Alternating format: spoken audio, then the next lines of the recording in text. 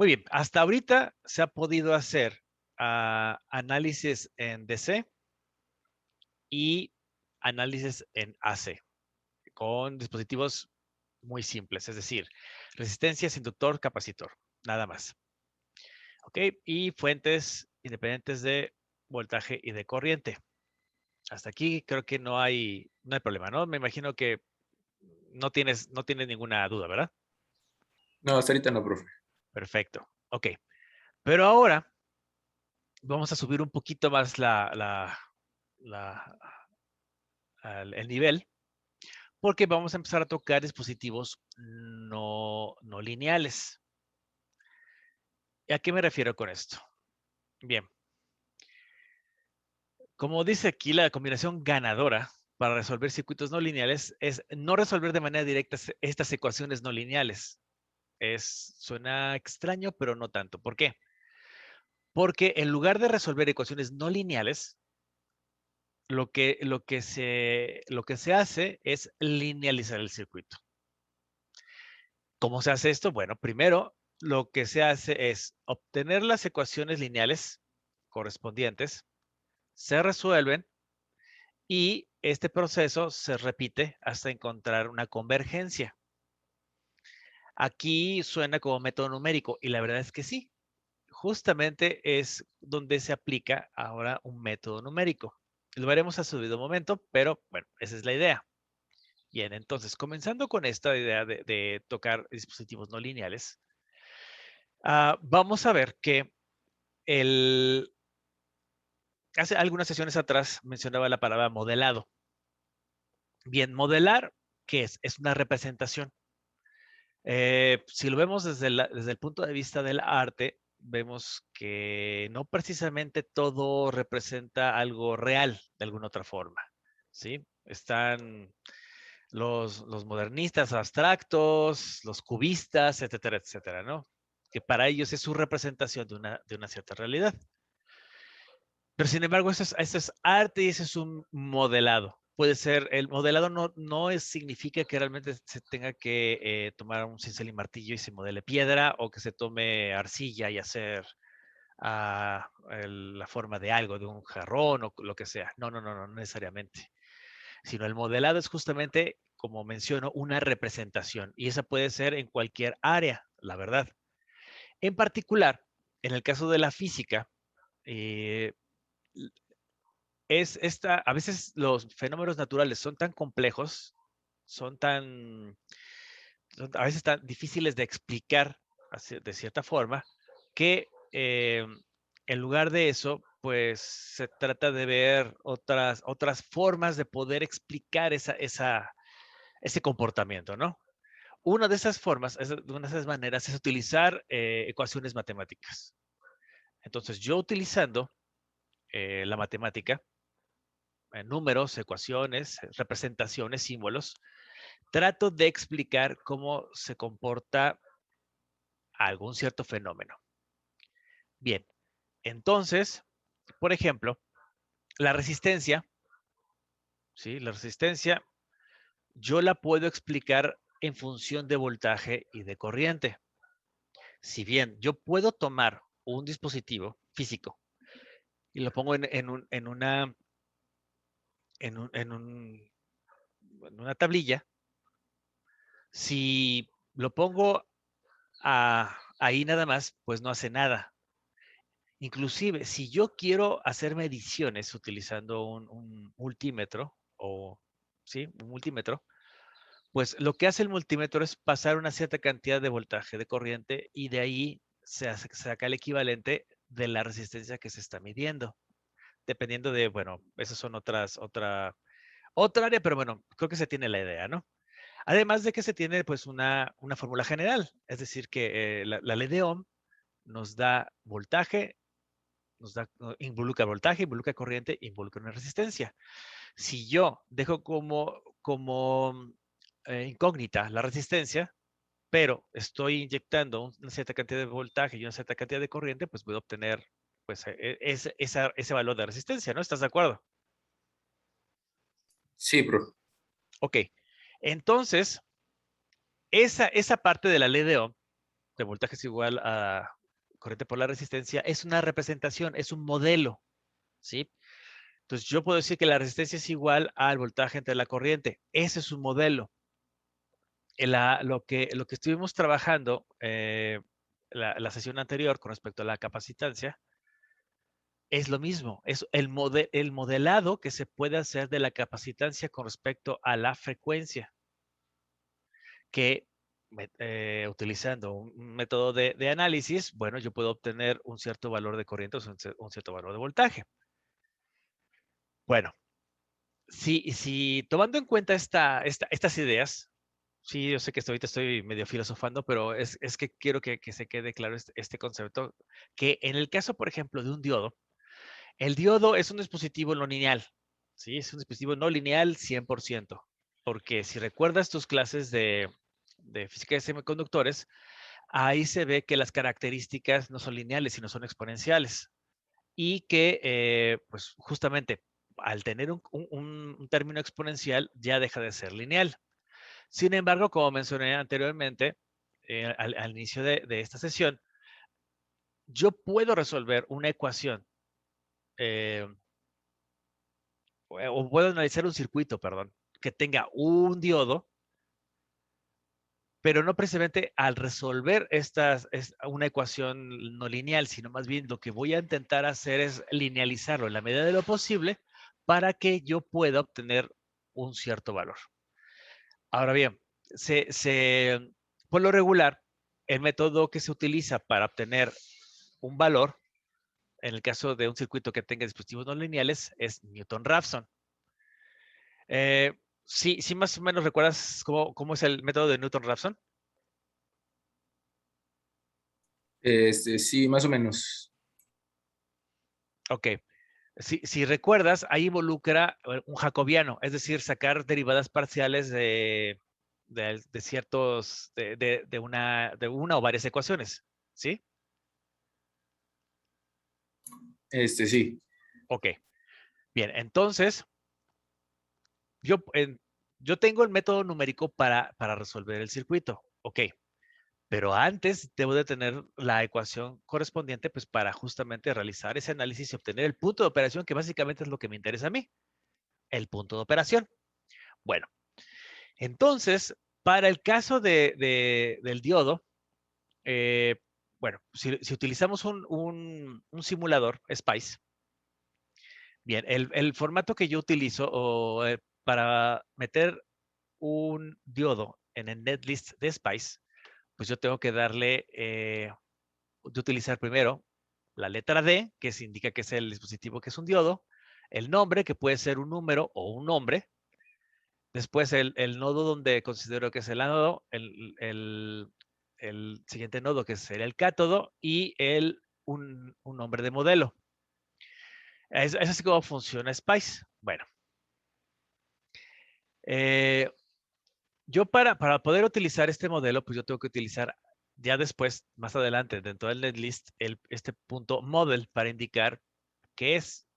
Y aquí hago una pequeña descripción. Es decir, es punto model.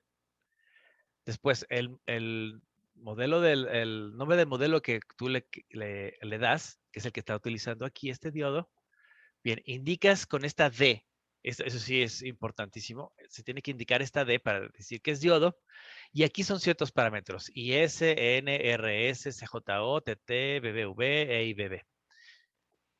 Bueno, entonces, D significa que es diodo. ¿Por qué? ¿Por qué tengo que ponerlo así? Porque no solamente puedo tener modelos de diodos, también puedo tener modelos de BJTs, puedo tener modelos de MOSFETs, puedo tener modelo de FETs, no MOS, sino FETs, etcétera, etcétera. Entonces yo tengo que ser muy explícito en cuanto a el tipo de modelo a qué dispositivo se está dirigido, que en este caso, bueno, es un diodo. Y ese es un parámetro que se conoce como corriente de saturación. La N es un coeficiente de emisión. La RS es una resistencia en serie. CJO es una capacitancia de unión. TT es tiempo de tránsito. BV es el voltaje de ruptura en polarización negativa. Y BV es la corriente de ruptura en polarización inversa.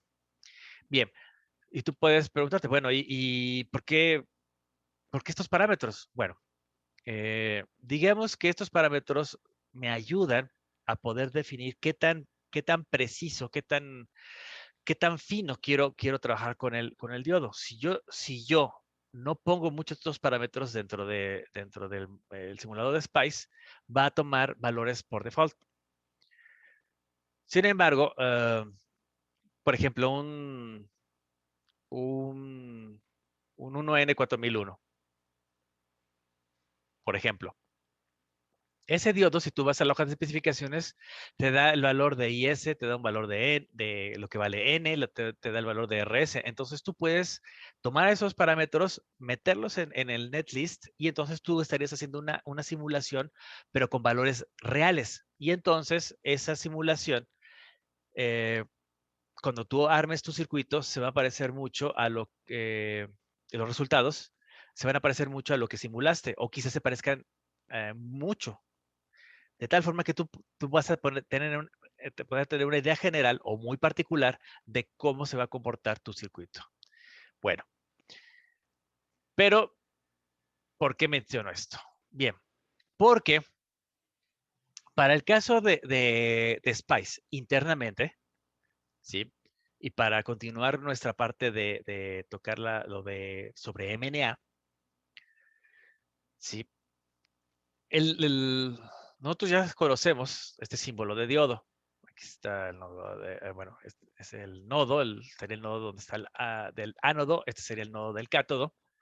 Sin embargo, para fines prácticos y cuestiones internas del simulador, si bien yo utilizo este símbolo, internamente es esto. Es una fuente de corriente, que es la corriente del diodo, y una conductancia, que sería la conductancia del diodo. De tal forma que yo lo puedo representar dentro del análisis de MNA de esta forma. Yo, ya recordando, la parte de diagonal y la parte fuera de la diagonal. Dentro de la diagonal serían los valores positivos y fuera de la diagonal serían los valores negativos. Si yo en alguna de estas nodos de ánodo o cátodo lo tuviera tierra, obviamente pues se sigue aplicando lo que habíamos visto anteriormente, que solamente tendría una contribución dentro de la diagonal de manera positiva. Luego, bueno, esta sería esta matriz. Esta matriz sería la incógnita, es decir, el valor del voltaje en el cátodo, en este primer renglón, y el segundo renglón sería el voltaje en el ánodo. Pero como puedes ver en esta parte que hay una fuente de corriente, aquí sucede algo. ¿Qué es lo que sucede? Que ahora yo ya tengo que tomar esas contribuciones de corriente, ¿sí? Y las tengo que colocar en el vector, en la matriz Z, como podrás ver aquí. ¿Y qué es esto? Tengo que, va a ser la corriente del diodo menos el voltaje que es el V sub D, V sub D es el voltaje del diodo, es decir, el voltaje que está entre estas dos terminales por la conductancia del diodo. Si recordamos la ley de Ohm, o sea, el voltaje es igual a corriente por resistencia. Si yo despejo resistencia, quedamos que la resistencia es igual a la voltaje sobre la corriente. Bien. Si yo despejo corriente, tendría voltaje sobre la resistencia. Pero como estamos hablando de admitancias, aquí yo lo que voy a estar tomando es justamente la admitancia del diodo. Es por eso que tengo aquí esta GD, que es la admitancia correspondiente que multiplica el voltaje del diodo. Y con eso, bueno, ya tengo podía obtener el valor correspondiente en cuanto a corriente. Obviamente va a tener, una parte va a ser positiva y otra parte va a ser negativa. ¿Por qué? Hay que recordar eh, la ley de corrientes de Kirchhoff, recordar que cómo se toma una corriente que entra a un nodo y cómo se toma la corriente que sale de un nodo. Entonces, es por eso que, pues bueno, tiene que haber aquí un equilibrio y se tiene que ver obviamente con las ecuaciones. Si aquí puedes ver, aquí se toma la corriente de diodo positiva, menos el producto de la conductancia del diodo por el voltaje del diodo. en este primer renglón. En el segundo renglón sería ahora menos la corriente del diodo más el producto de la conductancia del diodo por el voltaje del diodo, ¿sí? Y entonces ya con eso se tiene la contribución dentro del circuito. Obviamente, pues estas partes que estás viendo aquí se tienen que agregar al circuito más grande, ¿sí? Y en algún momento, pues, no se van a estar compartiendo nodos. Eso no hay ningún problema, o no deberías de tener problema para poder obtener la representación correspondiente. Ahora bien, si me regreso tantito, aquí tenemos ID y GD. Bien, la corriente del diodo y la conductancia del diodo están dadas por ecuaciones.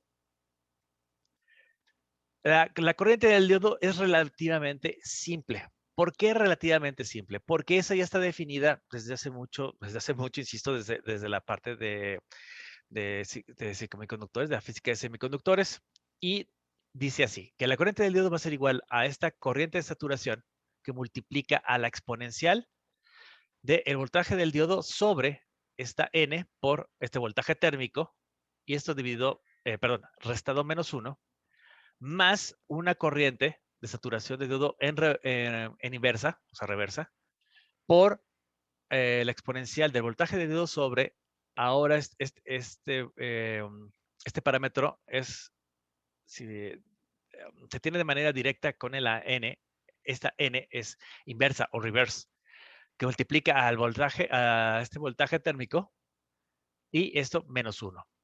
De hecho, esta es la ecuación tal cual, aunque no lo creas, que toma Spice. Es tal cual. Aquí no hay ningún cambio. Veamos ahora la conductancia. La conductancia dice que es la parcial de la corriente del diodo con respecto a la parcial del voltaje del diodo. Ok. ¿Y esto qué significa? Ya poniendo en términos un poco más entendibles, es que tengo que la corriente de saturación dividida entre esta N por BT va a multiplicar a la exponencial del voltaje del diodo sobre N por el voltaje térmico, más la corriente de saturación inversa sobre este parámetro inverso por BT, que a su vez multiplican a la exponencial de voltaje del diodo sobre NR por BT. Entonces, estas son las ecuaciones, o serían las ecuaciones que se pueden utilizar para obtener el valor de MNA, o más bien, las ecuaciones que se deben de tomar en cuenta para el circuito en dado caso que se tenga un diodo. No sé si tengas alguna duda, comentario. Por ahora no. Ok, entonces, aquí lo que sería importante que hagas una prueba, y me gustaría que te lo dejo de tarea para él. Permíteme. Lo dejamos para el jueves, ¿sí? Mañana no vamos a tener sesión tengo que salir. Pero bueno, ¿te parece el jueves que tú pongas un circuito, o te imagines un circuito en DC, con una fuente en DC, si quieres una resistencia, un diodo, o dos resistencias, un diodo, tú sabrás cómo lo pones, y haces el análisis en MNA. O sea, hasta ahorita vamos a quedarnos solamente en el análisis en MNA, ¿sale? Y me lo muestras, ¿sale? Y vemos si tienes alguna duda, etcétera, etcétera, ahí la iremos resolviendo para poder, ¿cómo te puedo decir? Para poder avanzar con el siguiente dispositivo. ¿Cómo ves? ¿Te parece? ¿No te parece? Sí, profe, está bien. Entonces, bueno, esto lo voy a subir a, a Eminus. Obviamente aquí este video pues, lo voy a subir al canal de YouTube, en dado caso que quieras darle una checada extra.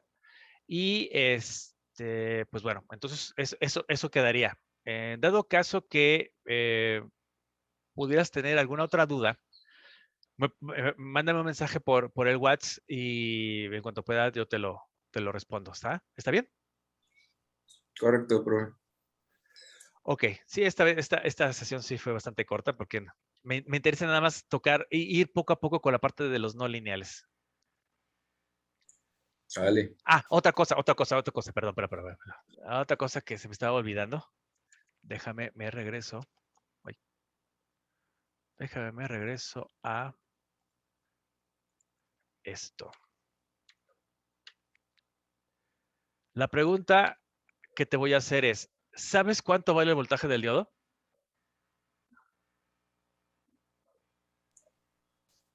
Pues en teoría ese sería el voltaje que estoy buscando, ¿no? El de punto de operación. Sí, sí y no. Es decir, tú no vas a poner dentro de tu matriz de incógnitas, no vas a poner BD. No. ¿Qué es lo que vas a hacer? Voy a regresar a esta. Bien, tienes aquí tu diodo, ¿no? Ajá. El voltaje del diodo, ¿cuál te imaginarías que sería?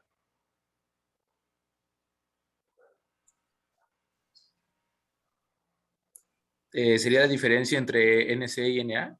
Perfecto, muy bien. Exactamente, lo captaste rápido. Ok, Sí, ya, ya, ya. Sí, sí, sí. es la diferencia de potencial. Y entonces, ahora sí, ya tienes todo en términos de las incógnitas. Sí, sí, sí. Porque N es un valor, eso es constante. BT es una constante. Y S es constante. En sí, lo único que está variando o va a variar es justamente este voltaje. Y es por eso que, como te comentaba, la idea es linealizar. Porque créeme que esta ecuación del diodo puede ser muchísimo, pero realmente muchísimo más compleja, porque se pueden involucrar ahí capacitancias parásitas, se pueden incorporar resistencias internas, etcétera, etcétera. Entonces, esta es, digamos que la primera aproximación con respecto a obtener la corriente del diodo, pero sin agregar nuevas incógnitas, sino simplemente utilizar las que ya tienes, ¿ok? Sí, sí, sí. Perfecto. Sí, sí, se me estaba olvidando comentarte eso. Entonces, creo que ahora sí quedaría más entendible cómo tú vas a analizar el circuito que tú vas a proponer y cómo tú vas a estar creando pues, tus matrices, ¿no? Sí. Ok, bueno, entonces, pues ya quedamos. Entonces nos vemos el jueves y pues, insisto, si por ahí te tienes alguna otra duda, algo así, con confianza, mándame un mensaje en WhatsApp y yo te estaré respondiendo. Vale, vale, profe. Entonces, dale pues. Entonces, tengan bonita tarde, noche. Nos estamos viendo. Cuídate mucho. Igualmente, profe, hasta luego. Nos vemos.